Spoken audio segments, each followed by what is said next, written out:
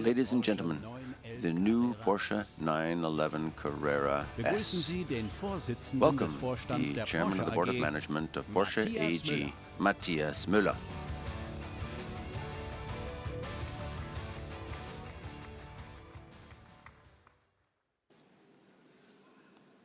Welcome, ladies and gentlemen. For more than half a century, the 911 has been celebrating its global debuts at the Frankfurt Motor Show. And for more than half a century now, too, the 911 has been our answer to the question of what makes a Porsche a sports car on the road and on the racetrack. Nearly 900,000 units have been sold, making it one of the best-selling sports cars of all time. It is considered the benchmark in its segment, and today it serves more than ever as a gene pool for all Porsche models. And nevertheless, it has remained exclusive.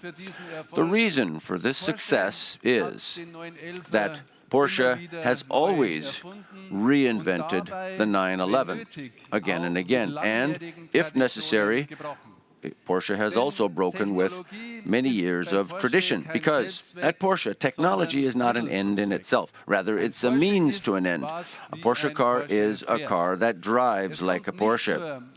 It's not just about the number of cylinders or the cubic capacity or the engine concept. What defines a Porsche is supreme driving dynamics, maximum efficiency, and a sensuous, timelessly beautiful shape. A shape which, unlike us, never ages, forever young on wheels.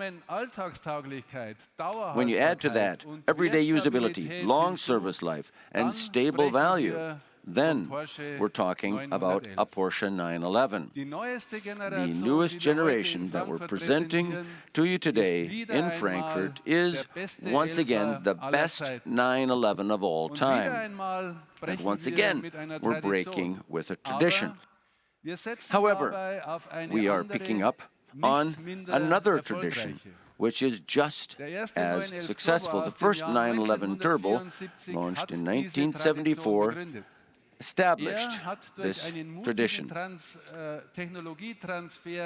As a result of a courageous technology transfer from motorsports, it brought up to a new level the spread between power output on the one hand and consumption on the other, thus establishing a trend which, during the worst of the oil crisis, many people back then thought was the wrong way to go. But as we know today, they were wrong. And therefore, it's good news for our sports car enthusiasts that, as of immediately, in the 911, including in Carrera models, we will be relying on Porsche turbo technology. The new bi-turbo horizontally opposed engine has 3 liters of cubic capacity and produces 370 horsepower in the 911 Carrera and 420 horsepower in the 911 Carrera S. Now, you can only realize what this means if you compare it to the original turbo. More power output, more torque, faster acceleration, and higher top speed. But what's most impressive for the driver is no doubt the fact that all the torque is already available at 1,700 RPMs. In the approximately 30 years in which the original turbo has become a coveted classic car, consumption has been cut by nearly half, with consumption of 7.4 or 7.7 liters per 100 kilometers for the models with double-clutch gearbox. We have achieved a reduction of consumption of about 12% compared to the direct 911 predecessor generation.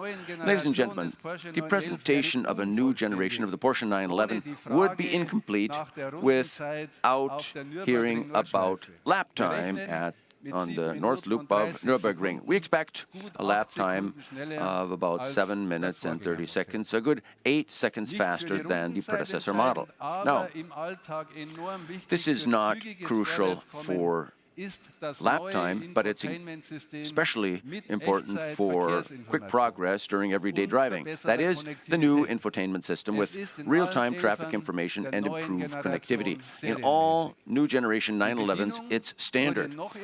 Operation of it has been made even more ergonomic, and it makes it easier to concentrate on the most important connectivity of all. That is the best grip on the road. So, as you can see, the 911, as has always been the case, is state-of-the-art, keeping pace with the times, and as is so often the case, it's even ahead of its time in many ways.